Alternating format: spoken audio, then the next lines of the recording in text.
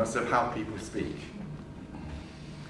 And so immediately I think it makes a connection with the audience. Now, so in our version of the road, and what I'd like to invite the actors to do, as I share this, all my observations with you, please feel free to contradict me, tell me I'm wrong, or amplify as we go through in whatever way you want to, yeah? But I'll kick us on to get a bit of a head of speed on this, okay? Now, then, shortly after, they reflect these two. Now, the function of these two was to take on lots of different voices, wasn't it? So you never bothered about playing a character, did you, Gary? No, because there may have been 30 people gave you these. So really, your function was to always try to be those people, but led by the text. Yeah, Would you yeah, say? be the words, yeah. Yeah. Okay, so this is now reflecting on the aftermath of the war. Thank you. I've never seen so many die. They've all gone for the long sleep. You know, that's what they say. But they'll never wake up again now, will they? There were 31 killed, weren't there? I should think there were about 50 or 60 that come back. The names are all on a plaque, aren't they, in club down yonder. I think there were 31 that were killed. And I knew most of them. Well, I went to school with the biggest part of them. They were all a bit older than me, you see. There were some grand blokes among them. Again, for me, the beauty of the language is what strikes me. Now, if I share with you how we went about this, you want to sit down for a minute, guys? How we went about this. Now, I think there's a fantastic role for oral history, as in our title of this symposium. But I think I've always seen myself in doing this as a theatre maker, as it were, not a historian. That now I hope that, as with many of the contributions yesterday became clear, the theatre itself can be a catalyst for all kinds of oral history.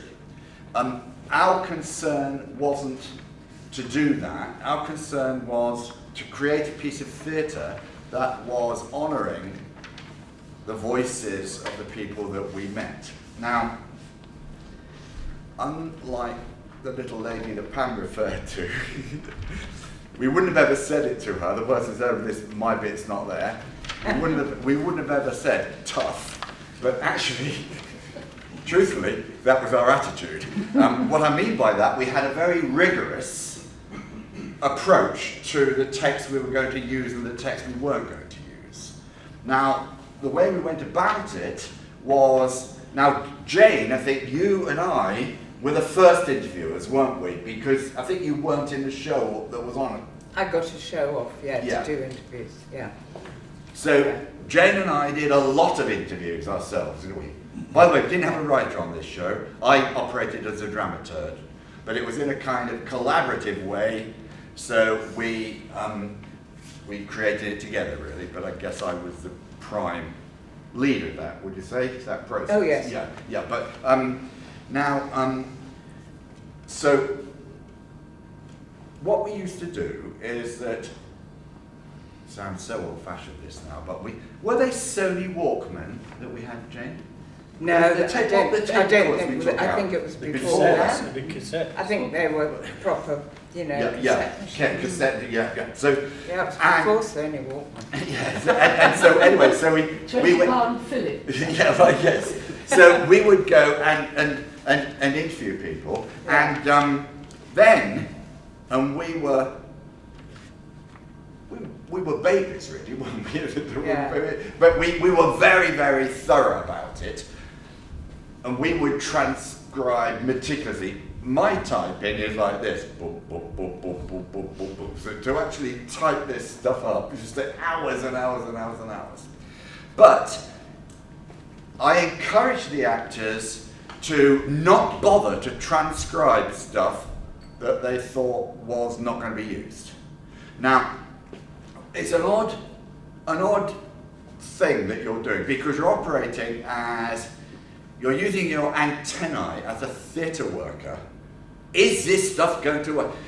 Not everybody's reminiscences are equally valuable in terms of making a show. I'm not devaluing the nature of their reminiscence, but in terms of making the show, some people are just frankly boring. You know, they could talk for hours and hours and hours and hours and hours. It'd be very boring, and you wouldn't want anything they said in the show. But actually, there might be a place for them in an archive of material, because that's different than a place for creating text. Because what we were really doing was looking for the text, weren't we? And so the actors would transcribe it, and then we'd sit around a table. I've got some photographs of us as babies, if I'll show you later if you want to see. And we used to have this code, very simple code. What would happen is, the actor, when we would have group sessions, when we had enough to read out, and the actor would read out the stuff that they had transcribed, and then as a group we would score it A, B or C. A meant it should definitely be in the show, C, it definitely shouldn't be in the show, and B was borderline. And so what was interesting, in by getting the actors to make those decisions and score it in that way, it also helped inform the process whereby you were going out to seek material. Because you get a sense of knowing whether this stuff is going to be interesting or not. Because we might have had, right, enough for now, right. So that's how we went about the first stage of it. So we basically we kind of created a lot of material that was essentially either A or B scored stuff. Now, when we went into it, we had a number of leading questions, enabling questions that we thought we might ask the people in the conversations. But I think the key to it is not to be too hidebound by that, but actually to go with what it is that they want to talk about. I remember we all went into this thinking, oh, they'll all want to talk about the general strike. You know, the general strike's really important. Didn't affect them at all in Morecambe, most people. They had nobody wanted to talk about the general strike. What they wanted to talk about was dancing at Morecambe or whatever. And so you're led to some extent by what it is they want to talk about. Now, I'm going to go on to the next bit. So we had these two women. Now, this next bit, now, they were very different kind of characters. To put it crudely, you'd say, if you think this is too crude, tell me, please. Edna May had quite a happy life. Alice had a sad life. Pretty much, I would say that's... Yeah, and crude. also Edna May was glass half full. Yes. And Alice was glass half empty, really. Yeah. Yes. And even if Edna May had awful things happen to her, she laughed about them. So this bit might have come from conversations we might have had about school. In fact, I interviewed the woman who became Alice, and in this bit, I interviewed Edna May. We'll come on to that in a minute. But, okay, now, so could we just play that bit then? So it might have come out of a conversation about what was it like at school. And these might have been this. Could you share with our audience, please, what it was like at school for you both? I was never clever. I was never clever. I passed normal, just like a normal child, but I was never clever. I was quite good at reciting, and I was quite good at embroidery. Oh, and reading aloud. The teacher used to like me to read aloud, which I loved. I liked reading. The Old Curiosity Shop I read a lot. Little Nell. When she first starts with that cough. When she first begins with that terrible, irritating cough she seemed to get. Oh, I did cry at that. When I was reading a book, if I picked a book up, some child used to give me a comic and I brought it home, and I'd sit and watch my auntie, and she'd snatch it off me, put it on the fire, and I used to cry my eyes out because it wasn't mine, and she said, It's only lazy children that read. It's only lazy children. Okay, now we found later in their life both these women went into service, which was a very rich area of reminiscence. So let's go on to the next bit about you in service, shall we, James? Okay. Now you interviewed. This came, I think, from a rather drunken. She wasn't drunk. Well, She wasn't drunk. She was just a character. all right, okay. Right, here we go then. Right. An elderly couple that kept the Paragon Dress House in Bolton. Bolton at Moors, I used to call it in them days. Bolton near Manchester. It is Bolton. I used to call it Bolton at Moors in them days. And they kept the Paragon Dress House in Bolton. You know, gowns, fur coats. One of the biggest shops in Bolton.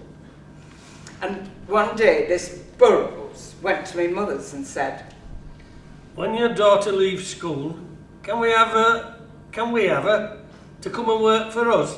and of course my mother says, Yes. so when I left school at 14, I was packed off to Bolton.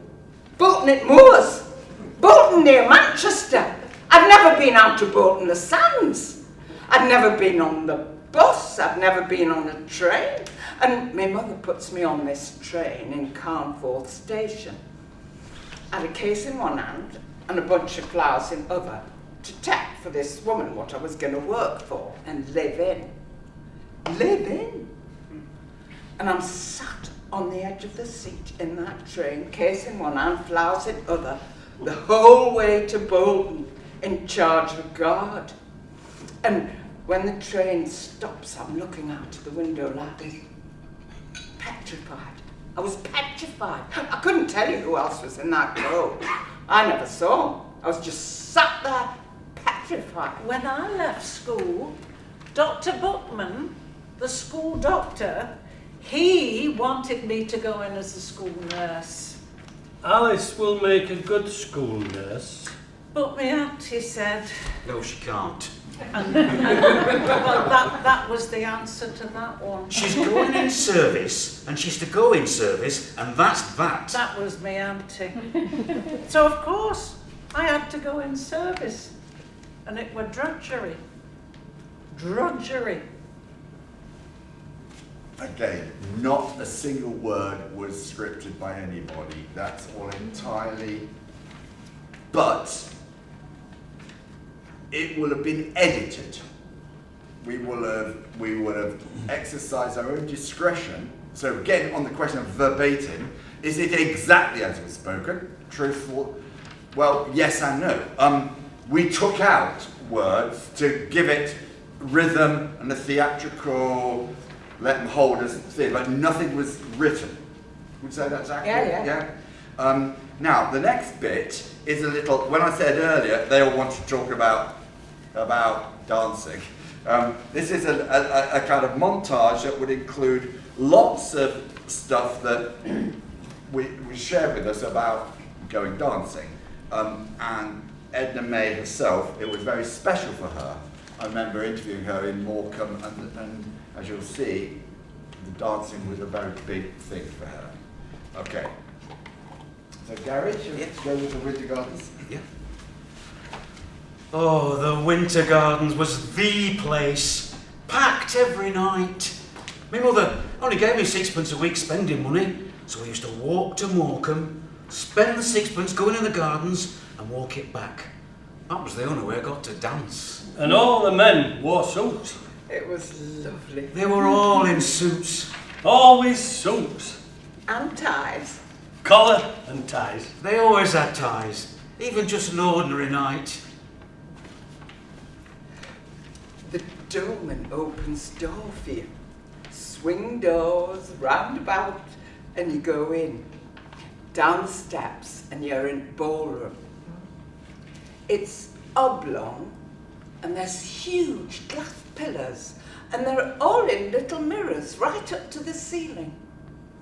Oh, and it was a lovely floor, beautiful to dance on.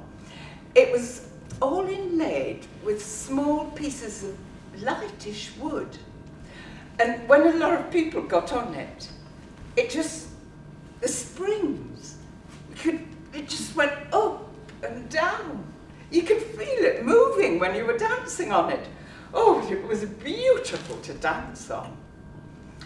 And that had glass doors all the way around. And they opened out onto these beautiful gardens. And you could go out onto this little balcony in these gardens. Oh, it's lovely.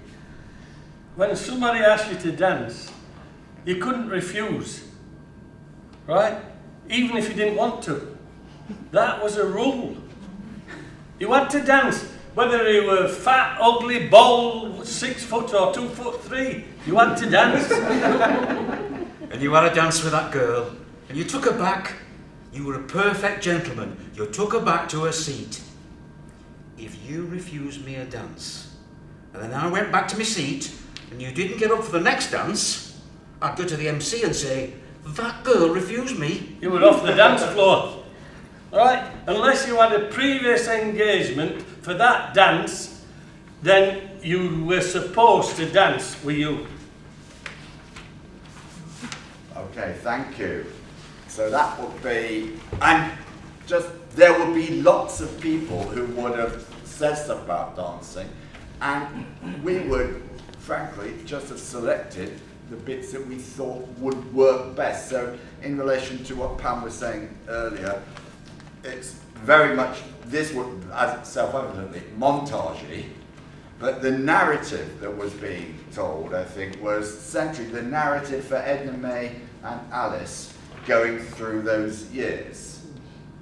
But the montagey stuff was supporting that narrative, which say, Jane, that's... Yes. Yeah. So now, by contrast, you then get unemployment or poverty. Jane, shall we pick up from there? You dreaded coming out of work? Yeah. You dreaded coming out of work because you had to go 3 times a week to sign on. And I've seen it. There'd be 4 deep stretched right down into Victoria Road. Jim came home. He was 21 and he'd served his time as a joiner. And as soon as you were 21, they'd sack you then because you'd go on to full money. They'd just start another apprentice, and that was common practice. So he had to find another job, but there weren't any. And he came home, sat down, and he cried because he loved his job.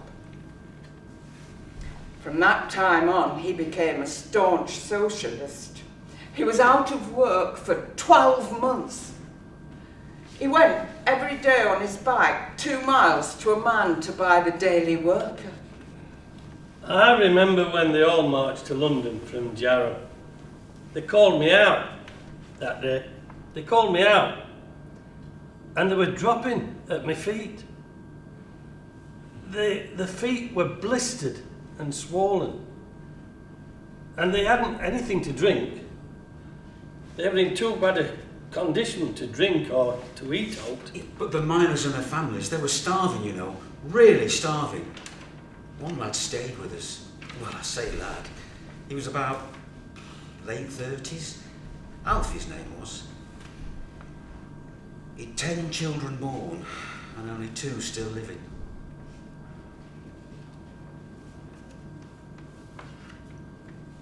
Oh, working class lads couldn't find their way out of working class streets. There was buried in them. Because they'd nothing, love. They'd nothing, see? There was nothing. They were out of work, so they had nothing at all. We don't want that to come back, love. We don't want that to come back. Now I'll let you into a secret which you can decide for yourself whether you think it's legitimate or not, again in terms of ethics, truth in relation to verbatim material. Actually, Edda Jane's character was made up from 3 sources. So it actually wasn't one woman. Edna May herself, he gave her a name, that was her name. I interviewed that woman and you interviewed the other 2.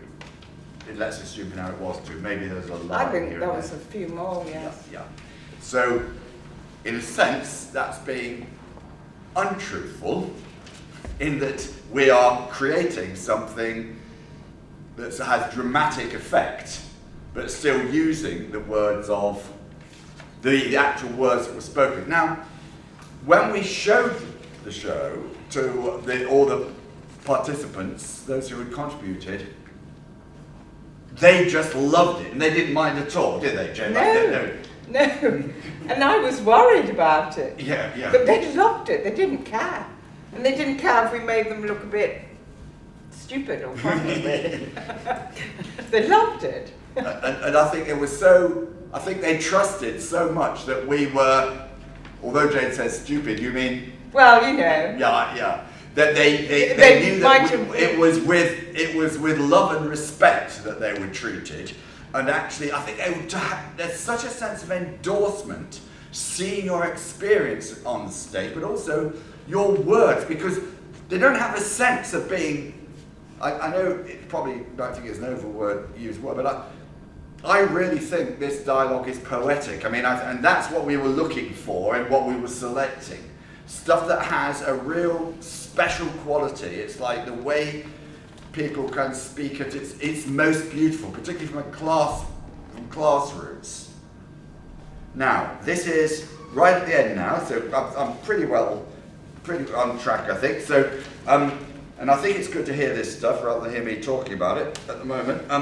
So this is the end of the show pretty well, talking about the outbreak of the Second World War. So Edna May and Alice, different perspectives on it. It was a Sunday morning, about 11 o'clock if I remember rightly. And that was the very first Sunday, that 3rd of September it was, wasn't it? Wasn't it the 3rd of September? I think it was. And he gave a broadcast, that was how it was, on the wireless, that we are now at war with Germany. The day war was declared, one old lady turned to me and she said to me, well, I know what the last war brought. It brought me here, Nurse Alice. I wasn't insane. We had 3 lads. The youngest was only 2 months old when his father died. Now, I had these 3 lads to bring up. I went out washing and I went out cleaning, but we got by. And then the war broke out. First one lad went, then the second lad went, then the third lad went. The first was blown up in the trenches. The second was coming home on leave, and the train was in a collision, he got killed. The third was in the Navy and he got drowned. When I got to know all 3 lads had gone, I was just grief-stricken. I sat there and I thought, well, that's it. I've nothing to live for, nothing at all. I wouldn't wash myself, wouldn't feed myself. And then they came. I remember them taking me down to Smithdown Road. They forcibly fed me. Then they brought me here. So when you see these poor things that are insane, I just pulled myself together and I'm thinking now, God help those poor mothers. The way she said it, God help those poor mothers. And then the sort of epilogue of the show. I've called it an epilogue, but we didn't call it that, but this is, in a way, these are now the last 4 speeches of the show, okay? And they stay with you, don't they, these memories? Most of all when you're on your own. Think back. They say you shouldn't. They say you should look forward. But you don't. You look back. You do. You look back. Well, you've a lot to go at, you see, in a lifetime. You've a lot to go at in a lifetime. You've a job to pick any single incident out, and there were many. Yet in each one you can say, that's where I grew up. That's a funny thing, is that. But there again we think, it's nothing. It's nothing. But what's nothing to us now, having lived it, could be some great significance to somebody else. Okay, thank you. So we'll have a segue between one half hour and another half hour. So any comments, questions or observations which might... Well, we kind of had some enabling questions and we got to develop the enabling questions. Sometimes it's as simple as if you find yourself in a trusting relationship with the person you're talking to, you then find that you take things on in a direction that you weren't expecting or hoping for at all. So I think we went into it without an agenda. We didn't go into it thinking, we're going to show this. We went into it to listen, to hear what we were told, and to, as I said earlier, to be selective about what we thought would work dramatically. And what's a combination of emotional truth, language, and a dramatic impulse, all those things. And so then it revealed itself. Okay. The show revealed itself. It revealed the notion then of, putting it crudely, a woman who had a sad life, a woman who had a happy life, kind of seemed truthful. That seemed enough evidence to say, right, that's going to be a simple theatrical dynamic. Mm-hmm. Actually, Alice character, I did those interviews with her, and that's all her. It wasn't another person. So she did have a pretty hard life. So we made a dramatic decision to make that contrast. Yeah, I suppose just to clarify, that your starting point was to talk about that period between wars. Yes. So that's where you started. It wasn't just talking to these people of this generation. No, it was no. we're going to capture. We knew that was what the show was going to be, and that's why it was called The Rose Between Two Thorns. That was your starting point. I can't remember who dreamt that up. I think it was probably the barman or somebody who dreamt that as a title for us. But as it was in Lancashire, where you go to? Yeah, I was interested in the way that you read the transcripts. You said you read the transcripts and you rated them. I thought that was fascinating. Did the actors listen to the interviews to get a feel for the emotion and the intonation, or is that all the actors' interpretation? No, they didn't. Although, now, in the case of Jane, for example, because there were 2 very long conversations you had. I think of them as conversations rather than interviews. I tried to make the people think of them as conversations when we're having them. Yeah. You had 2 really long conversations, didn't you? So you got a sense of who the women were. That's right. And also, if I got a good one, I went back to see that woman or man, and then it was even better because you had a relationship, and so they were more forthcoming, and it was just much easier. They wanted to tell you more. Yeah. I was just thinking, I was reminded when you were talking about sort of A, B and C, Yes. that when Clare and I were working on a show, we'd often find there were several tellings of the same sort of story. Yes. Yes. So we looked for the best telling Yes. Yeah. and didn't feel strapped to one particular person's narrative. But, I'm trying to avoid the word poetry because it sort of, I did have an experience of somebody who made poetry, a Yes. poetic show out of that, Yeah, yes. and I thought it excruciating. So it's not that, but No. it's something to do with powerful effect and a bit to do with it being stripped back rather than added to. I think you made the point that you took out but didn't put in. Yes. That made Yeah. sense to me completely. Well, if I could, probably sound odd saying this, but frankly, my two last experiences of directing Shakespeare have been Hamlet at the Young Vic a few years ago. Now, as you know, I'm sure, that there is no such thing as the text of Hamlet. It's actually, the thing, if you go to buy the Arden Hamlet, it's a compilation of two versions of the Q1, first quarto and first folio, that Theobald, the editor, put together in I've written it down somewhere in case I was going to refer to this, long after Shakespeare's death. There was never any such thing as the version of Hamlet that you get by in a bookshop. Now, so I cut it down to, if you did that compilation version, it would be 4.5 hours. We cut it down to 3 hours. Now, I went to China and directed The Merchant of Venice before the pandemic, you'll be pleased to know, and I didn't bring it back, I hope. Their culture is that the theatre show should be no more than 2 hours and shouldn't have an interval. So I did an English version that I thought would be about that, and then worked with the translator and he turned it into a Mandarin version. Now, actually,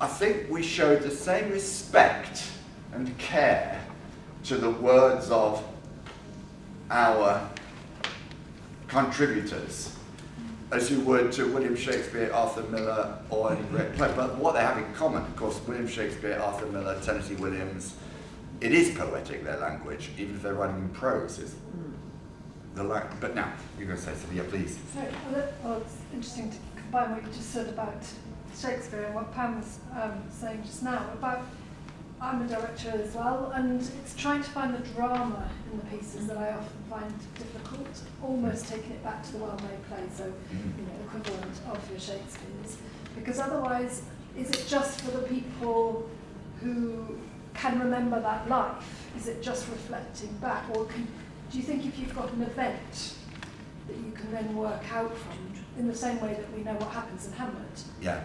You know that there was a disaster or there was a strike in, so therefore we're getting, as you say, the perspectives from different. I just find it sometimes it's just a bit. Yes. Okay, so that was your life.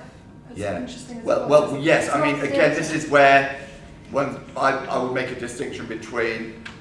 And please believe me, I wouldn't want to be discourteous to anybody about their life experience. They might have had the most tragic life experience, but they wouldn't work in a theatre show.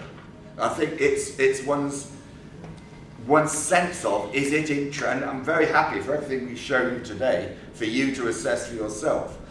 Is there any of the stuff you'll hear today that shouldn't have been in the show, because it didn't hold? But for us, the question would always be, should it be there? And I've got, out of interest, I don't think I've shown this to Jane for years, this is the prompt copy of The Rose Between Two Thorns all those years ago, and here are the songs at the end, sheet music of the songs. Now, interestingly, and I'd forgotten this, can I steal that green pen? Those were cuts made after we'd begun performing it. And so if anyone had this as an archive, it would be interesting to have, because you'd have all the stuff that in our first draft we put in, but you can see a lot of stuff went. It went because the show was too long, or it got too boring, or it didn't hold. So it comes down to the structure again. Yeah. And presumably, because also the other thing is it's all in the past tense, apart from where you put sort of the art saying something. So immediately we're not looking forward for that punch moment, the what if, the twist, or whatever else you have in a well-known places. David, Yeah. I only want to draw your attention to the fact that we've got 2 more shows. I don't want you to run out of time. No, okay, right. I wait. So, okay, here we go. Now, we'll go with the enemies with it. Thank you for that. Thank you very much. I needed it. Okay, now, I must acknowledge the indebtedness to Ron Rose, who in this case was the playwright who brought the project to me. Now, Ron was the set up DAC Theatre Company in South Yorkshire, and they did shows within the working class communities of South and West Yorkshire. Now, as I'm sure you all know, but in 1984, miners at the Corton Wood Colliery went on strike to present the closure of this and other Yorkshire coal mines. This rapidly became a national strike in which the NUM, led by Arthur Scargill, fought Margaret Thatcher's government, which was determined to destroy the NUM and the trade union movement. I believe that to be true, but you could say that is my politics on that. There you go. But I think that's what she was doing. Anyway, now, DAC created a partially verbatim show that was called Never the Same Again. Now, this consisted of some accurately transcribed material, but also some material that Ron had written. Now, it was directed by a young director, obviously never going to make it, that Ron had seen do a show, and he was called Stephen Daldry. Anyway, I think Stephen's involvement in that area during the strike probably was very influential for him in creating Billy Elliot years later. But anyway, now Ron came to me when I was director of the Young Vic, and he suggested that we should do a co-production between the Young Vic and DAC of a play that he wanted to call The Enemies Within, which I thought was a great title in relation to, that's Margaret Thatcher's coining of that terrible slander of the miners, called them the enemies within. And so we set about that. Now, in pretty well exactly the same way. The company of 11 actors, funded thanks to money from the Labour Party GLC, which Ron had helped to get, 11 actors went up to live in a village in Yorkshire and did extensive research.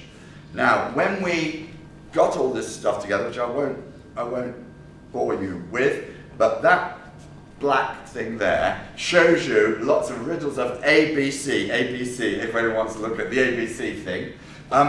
And we created this show. Ron also introduced scenes that he had written in Never the Same Again. I think it's important to note that because The Enemies Within, therefore, had some material that had been previously used in another show. But as he was a writer, it was his, he perfectly entitled to feed into the show. But we tested that.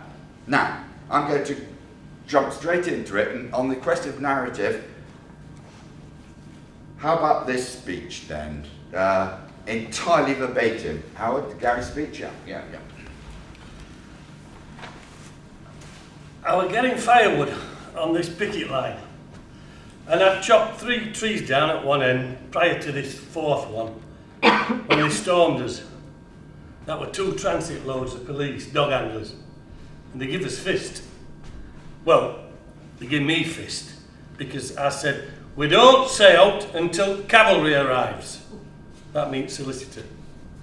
So they segregated me from them. The charge originally was attempted murder.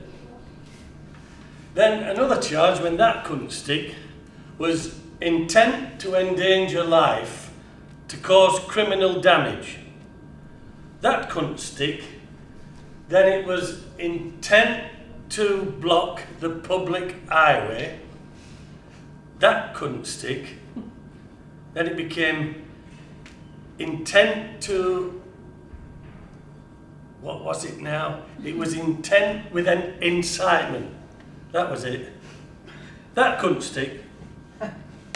Then it became criminal damage to a tree.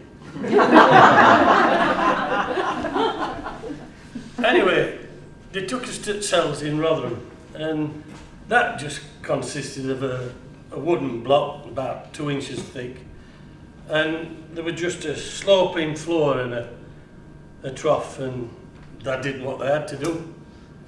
I was denied out to eat, out to drink. I weren't allowed a shower, and no cigarettes. And what this copper on desk used to do, he used to come down to my cell and open latch like and blow smoke in. They couldn't get my name. They only knew me as Gary. I said, I'll give you my second name and my address if I can have a phone call to wife to let her know where I am. And they said, we don't compromise with scum. And one particular copper, he came in, he says, Gary, I know your name's Gary. I'm not to do with police. He says, I'm just a welfare bloke. He says, I'll get you out of here as quick as you came in. I says, I don't believe such people exist. That's been here since kick-off. He says, come on, Gary, just give me your name and address. I says, look, I don't believe you. I want naught to do with it. Next minute, right, Sarge, get in. Some more fist. They give me fist every 20 minutes. And what they'd do, I'd be trying to get comfortable on this block, best I could. And they'd come in, walking round cell, giving it to me all the time, trying to break me. Anyway, eventually, wife managed to put a protest in, and I was allowed a visit. With a policeman present, in a room, sat at a table. We weren't allowed to sit side by side, opposite. And she brought me some cigarettes and some matches. And I managed to smuggle 5 down one sock. Because I just got socks on. No shoes, no belt, no coat, just socks. And I managed to smuggle 5 down there and some matches. And I sat up all that night smoking these cigarettes. All that night. And that was night prior to going to court on this attempted murder charge. Anyway, I put all fag ends and dud matches in a pile in centre cell. And he comes in next morning and I says, they're not so bright, the other cop. That was it, some more fist. They give me fist in gut up to handcuffing me to the floor. And what they did, they used to get it in a crucifix like that. They used to get the wrists like that. And then one of them had just punched under arms like that. And it didn't leave any mark, you see. I mean, just like a bit of dingy yellow. Now, before this strike, I'd heard about kids that had got done. Black kids in Sheffield in particular. They'd just be going out for the night and all of a sudden, police harassment. Done for the least little thing. And I used to say, no, they don't carry off like that. It's all a fallacy. But when it happens to me, I identify. I'm in that black kid's position now for chopping trees down.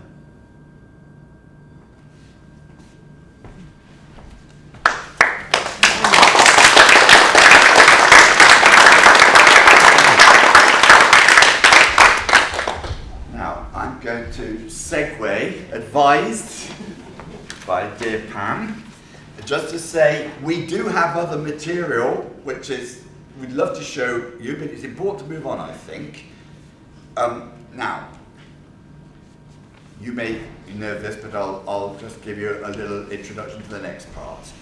Almost exactly 5 years ago, on the 25th of March 2017, 15 members of the campaigns End Deportations, Lesbians and Gays Support the Migrants, and Plain Stupid took direct action, blockading a Home Office deportation charter flight from leaving Stansted Airport. The plane would have deported around 60 migrants to Ghana, Nigeria, and Sierra Leone. The group were calling for an end to using deportation charter flights, which they claimed were a particularly brutal, violent feature of the Home Office's border regime. The group highlighted specific cases on the flight. A lesbian woman whose ex-husband had threatened to murder her upon her arrival in Nigeria. A victim of human trafficking. A man fleeing the violence of Boko Haram. The group, who claimed to be known as the Stansted 15, were arrested and charged with aggravated trespass, an offence which carried a maximum 3 months custodial sentence, entailing a 2-week trial at a magistrate's court in September 2017. In the summer of 2017, the charges were changed to a charge under the Aviation and Maritime Security Act, a law which was passed in response to the 1988 Lockerbie bombing. This carried a maximum sentence of life imprisonment, necessitating a trial by jury at a Crown Court. After a 10-week trial at Chelmsford Crown Court, the group were prosecuted in December 2018 and convicted of terrorism-related charges, specifically endangering lives in an aerodrome. In February 2019, so they had to wait for 2 months before being known what the sentence would be, they received suspended sentences and community orders up to 250 hours after the presiding judge decided not to imprison them. The Stansted 15 decided to appeal their convictions. 2 years later, on the 20th of January 2021, the Court of Appeal quashed the convictions. It ruled that the protesters should not have been prosecuted for the extremely serious offence they were charged with because their conduct did not satisfy the various elements of the offence. There was, in truth, no case to answer, the judgment said. This was nearly 4 years after the successful action. 11 of the 60 passengers who were to be forcibly deported, maybe more, now live legally in the UK. The fate of the other 19 is not known. The Home Office still routinely uses deportation charter flights. In 2020, at least 828 people were removed by air, more than double the 410 removed on similar charters in 2019. So that's an objective description of the situation. I'm very thrilled to have Helen Brewer, who was one of the Stansted 15, to be with us today. Thank you, Helen.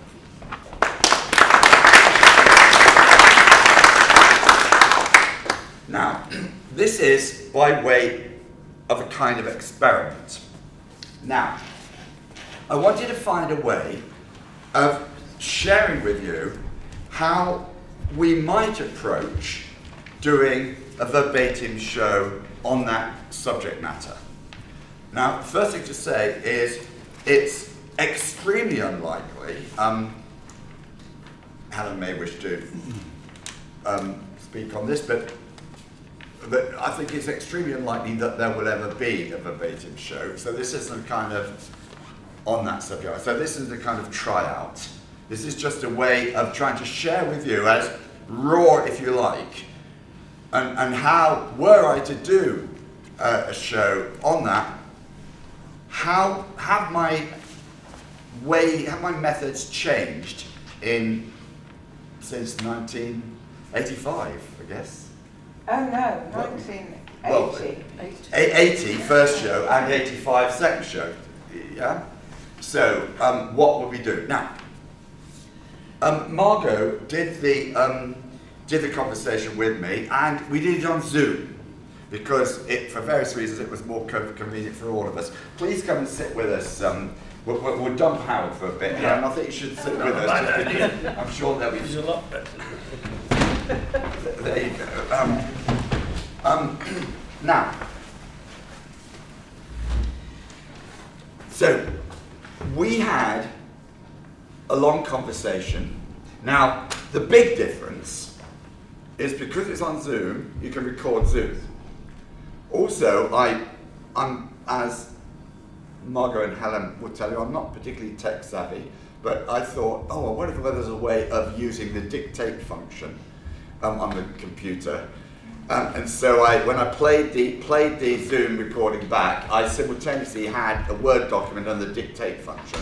So actually, it was able to transcribe the whole conversation. Obviously there were a lot of voice recognition mistakes, but that saved the nightmare. It would have taken me a day, I think, to have transcribed it otherwise. So, and out of interest, that was over 9,000 words.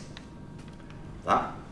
I then did an edit, which got rid of Margot and I saying anything, and cleaned up stuff.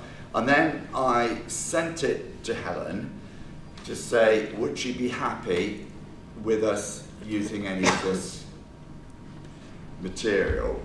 First thing I'd like to ask Helen was it weird seeing your bit of the conversation transcribed like that and going back to you, or did it feel?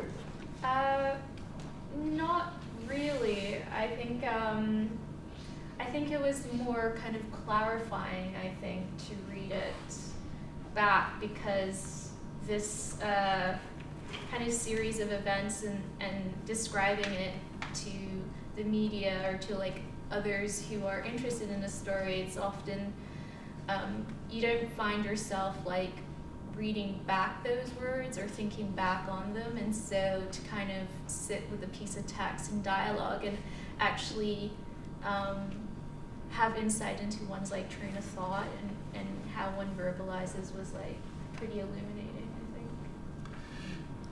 And so I'm trying to replicate and will allow the three actors, imagine we were doing this collaboratively. I'd like to sort of, in a way, similarly replicate the situation. It might be a bit weird for Helen, so forgive me if it is. But if Margot, well, as Margot did it, we stop and evaluate. You mean? Yeah. But Karen, I think you should try to deliver the whole of that first bit, which is the action itself. Yeah? It's a lot, and if we can stop it. Well, see how you get on. If I decide you're boring us to death, I might stop. I think I'll decide. Okay, you can decide. Go on. It's only because I think what's clear as well is that the last contributor to these things is the audience itself, hence all you agree that if you ever do find that you're going on too long or you've lost the house, as they say, you stop, don't you? That's why it's such a democratic process, because the audience is the final arbiter about, has this thing got legs or not? Now, self-evidently, you see the two women in front of you, a young woman of colour, an older white woman. Margot is not in any sense going to try to imitate any aspect of Helen. You're just going to deliver it as if it was a speech that you were trying to commit to what happened for the person, yeah? Does that make sense? Okay, right. Off you go. That was one of the most anxious moments of my life. Travelling in that van, not knowing what was going to happen. I could feel my heart beating out of my chest. All I knew was, I have got to take my shoes off if I was going to get anywhere near the top of that tripod, because that morning I had practiced trying to get up the tripod and the soles of my shoes kept slipping off. There's no way I could grip it, so I had to take my shoes off in the van. As we're driving up and rounding the corner to the airport fence where we were going to cut through it, putting my shoes in my bag and seeing the plane and hearing people exclaim, "Yes, the plane is there, here's where we stop." It felt like a reconnaissance military crew getting out of that van. Myself and a few others had bolt cutters in hand ready to go, and I remember not being very good at cutting the fence and missing a few snips and thinking, you're actually taking an hour to do this thing that only takes a minute or two. Once the fence was cut, I stayed behind and ensured people were coming through one by one with all the equipment and making sure people weren't caught on the fence. Some of their bags would get caught where it had been cut. Once everyone had got through, I was running through the wet grass, barefoot, to catch up with everyone. It all happened so quickly, but in my mind, it felt like time was just dragging on. I remember seeing a person on the stairway of the plane with a walkie-talkie. It turned out later they were alerting the police and security. The way we'd rehearsed it before, I thought there's no way that rehearsing this could translate into the actual experience, and we would for sure mess it up. But it went so smoothly. The people I were with that were carrying a tripod that I was going to climb on top of were so confident and efficient, and they just knew exactly what they were doing. So as we moved the tripod and positioned it with the banner that said, "No one is illegal," and we even had the lights to light it up so it could be seen. I mean, it was such a performance. We were just like stagehands in the theatre, standing this whole thing up. I remember one of my comrades giving me a boost to try and help me try and climb up and grip onto this tripod. I had no upper arm strength by the time I'd gotten there. I was just operating on adrenaline or cortisol or something and just lifting myself up. And I remember lifting myself up as everyone was trying to get into their positions. I could see a police car in the distance coming to us, and I remember, alerting people that the cops were coming and we had to hurry up, and eventually I got into somewhat of a comfortable position on top of the tripod, and I could just see what was happening below me. At some point, I started the live streaming. That was actually pretty critical. Starting the live streaming alerted the rest of the group who were watching nearby to send all the media releases that this action was happening. And a live streaming went straight to Facebook, and that was on until my phone died. Because I was live streaming, we found out that Stansted had been shut down as well. There was another group of people who were locked on down by the wheel of the plane. I could see them, but no one else could because they were on the ground. We could communicate through song and chants to figure out if they were okay and if everything was going okay. From my position on top of that tripod, I could see that the coaches were starting to leave around 3 a.m. The crew knew the flight was delayed, so they left the plane. They realized that we weren't leaving, and it was going to take much more to get us to leave. That's when the police called in a specialist team to deal with protesters like us who could lock on with these steel arm tubes. See, they need to cut through it with a special tool. These are standard equipment. It took hours and hours for them to go through each one of us who were locked on and had our arms in those tubes. We knew we were going to stay there as long as it took, despite the freezing. It was incredibly cold and uncomfortable, and I can't imagine what it was like for people who were lying on their backs or their bellies with their arms locked on. To keep our spirits up and to keep us lucid and awake, we did a lot of singing and chanting. So when the crew left, we erupted in "No borders, no nations, stop deportations." And the moment when the coaches left, it became clear to us we had successfully stopped that flight. I'm going to just pause there for a moment because there's still a lot more to do with the action, but that's almost like... Yeah. And So, then Helen goes on to be there.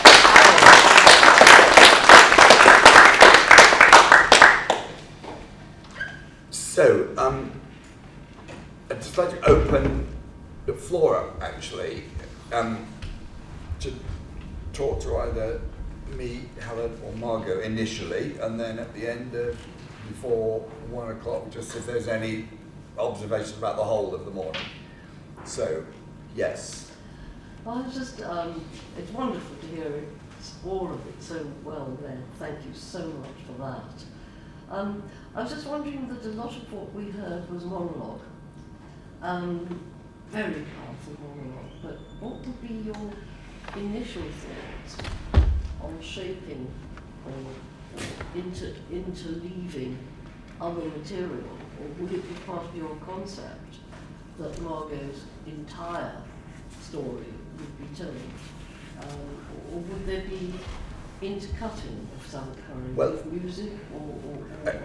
Well, I think that were there to be, I mean, someone said, if I imagine myself directing a verbatim show about the Stansted 15 and the Stansted 15 wanted, each individual wanted that to happen, I think I see it as a cast of 15 really, ideally. And so I want to have with the actors involved conversations with everybody who, that lasted about 3 minutes, didn't it, that action, from cutting 7 minutes.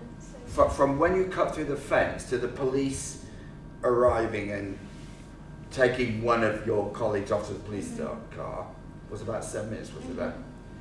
But you were up there for 10 hours on top of this tripod here for 10 hours.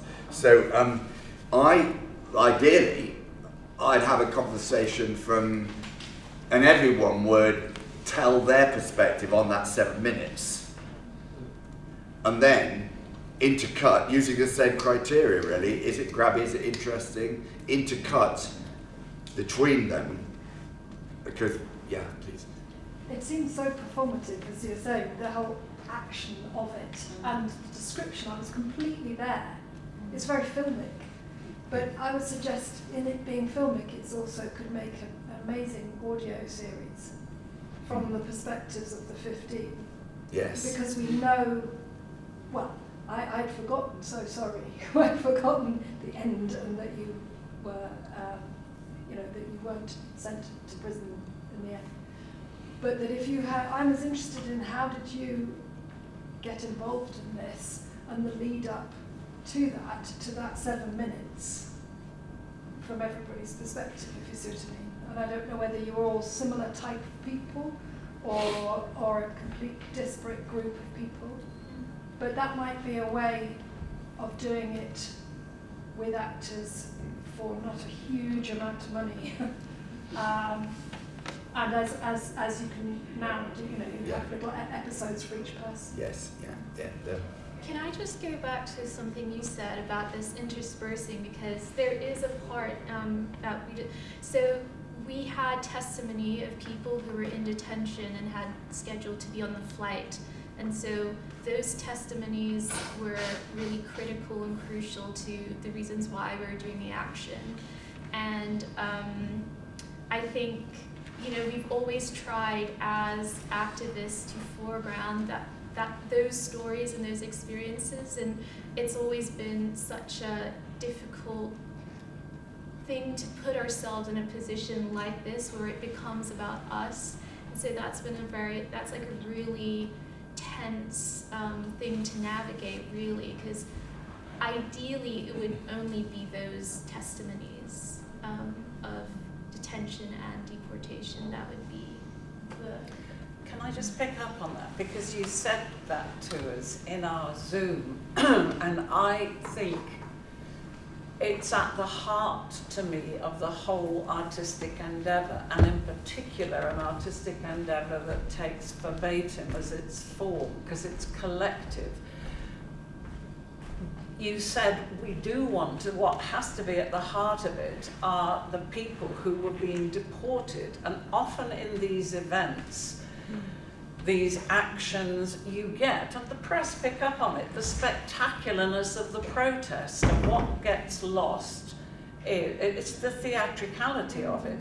What you're saying is what every actor should have tattooed on the inside of their brain, which is, don't look at me, look at this. Unfortunately, that isn't always the dominant characteristic of actors. We probably love to be looked at, as much as we call each other darling, which I think is the most comradely way of addressing anybody anyway.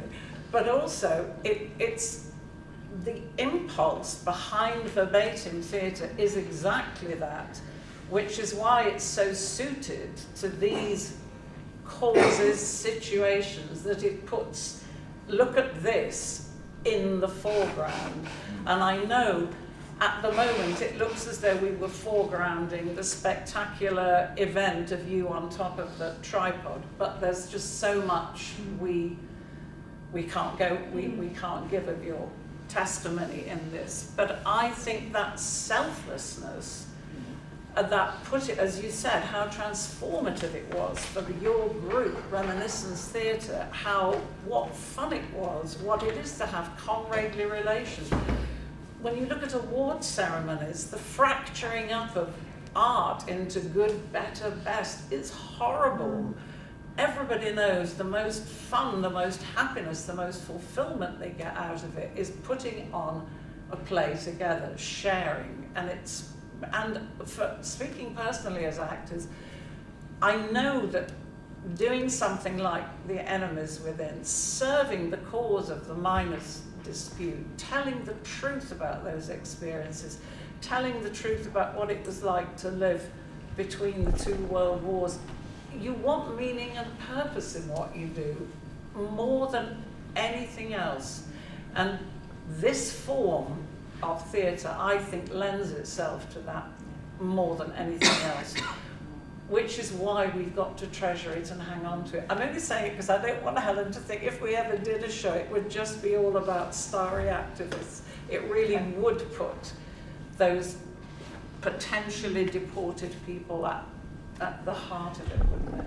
Yeah, and well, let me make absolutely clear that I don't think, I wouldn't want to be involved in any show about the Stansted 15 unless all Stansted 15 members, those people, their lives have changed, like other some wonderful stuff we have that Helen very honestly shared with us about reflections 5 years later, and their lives have changed. I mean, in all kinds of ways, people's lives have changed. And so, in a nutshell, I don't think a show would ever happen about this, but I think what I'm more interested in using it as an example of what one could do. No, I just think it's really helpful, Margot's comment about don't look at me, look at this. Because I think you can tell if the show, my kind of show, has worked, because people are not saying, oh, aren't they clever? They're saying, I remember that. I was involved in that as well.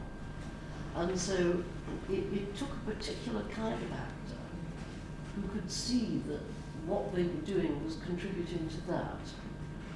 And in a way, the fact was that because you could never get an agent along to see a show in the kind of venues that we were playing in, it attracted people who didn't mind about that. They didn't want to be seen.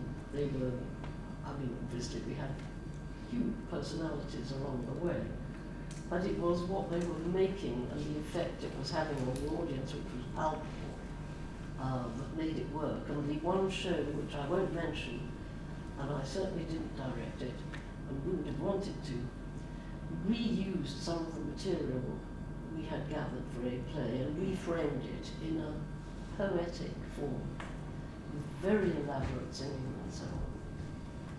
And the net result was that wherever it went, people said, oh, the actors were wonderfully clever.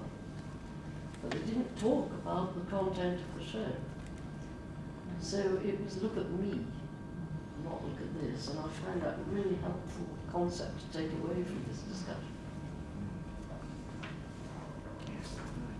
As well. That's really interesting because there's quite a lot of verbatim theatre and documentary drama on TV as well, and tribunal theatre, which we were talking about yesterday, where it is about injustice and often about attempts to correct injustice. And I think what happens quite often is the original kind of injustice is what the people involved want to focus on, but then the story of somebody campaigning and doing something heroic and all that kind of thing can often kind of take over. So it is finding that balance between the two things, and whether the audience is really going to be kind of pulled in by the heroics of the protest, but it's about trying to kind of maintain the focus on what we're actually all about in the first place. So that's a dynamic that you can see in all sorts of things, including the Stephen Lawrence, the various dramatisations of the Stephen Lawrence case, and the Guantanamo play that was on 15 years ago, whenever it was as well. So some of that was about the heroic lawyers trying to challenge the terrible CIA, but some of it was about the actual lives of the people being detained. And just trying to keep a focus on that is kind of the struggle, I think. And you'd end up with a cast of 45, wouldn't you now, if you had all of the people on the play and hadn't protested that well. So it can become a huge thing. So, I think there's no question in my mind that, hypothetically though, if one were doing such a show, the people on that flight, and also people on lots of other flights, would be absolutely foregrounded, particularly through the testimonies, because that would be part of the verbatim. That you had very important verbatim material, didn't you? That you listened to at crucial points. You and your colleagues, yeah. I think also, though, we feel sometimes as though we are fringe to mainstream theatre, and it's all the contributions yesterday were so wonderful to me, tracing the multicultural expression of this form of theatre and the history, going back. Oh, What a Lovely War is an originator of this kind of theatre to me, singing the fishing, putting these voices, which the whole post-war movement of getting theatre and education, community theatre, fringe theatre, ways of getting out from this awful constricting Victorian classroom or pros arch. Working class voices, female voices, children's voices, a little window of sunlight opened up and we all poured through, didn't we, for a bit? And it's out there and it's still there to be expressed. It's just coming out in different ways that we've got to be very curious about. But the dominant narratives you get the whole time. You get, the oil, what is it, the awful people stopping us getting oil, or apparently the energy crisis will be to do with Extinction Rebellion. But the need for this, the most disgusting thing in a week full of disgusting news, is to find that in the Grenfell inquiry, Eric Pickles is able to say that it's an important thing to have an inquiry like this to honour the 96 nameless people who died in the inquiry. Now, that's inaccurate on so many levels that I won't even begin to unpick. It's insulting, it's vile, and it's indicative of a ruling, dominant narrative that puts out lies as the accepted truth. And that's the motor engine behind this form of theatre is to get the truth out there. Thankfully there'll be a transcript, and thankfully there will be a dramatisation of the Grenfell inquiry, and of course this government will, Eric Pickles won't hang his head in shame, but in fact those people aren't nameless, and we know who the 96 are, and it's so important that we feel inspired to go on and make this theatre. It's such a great lens to look at the truth with, I think, theatre.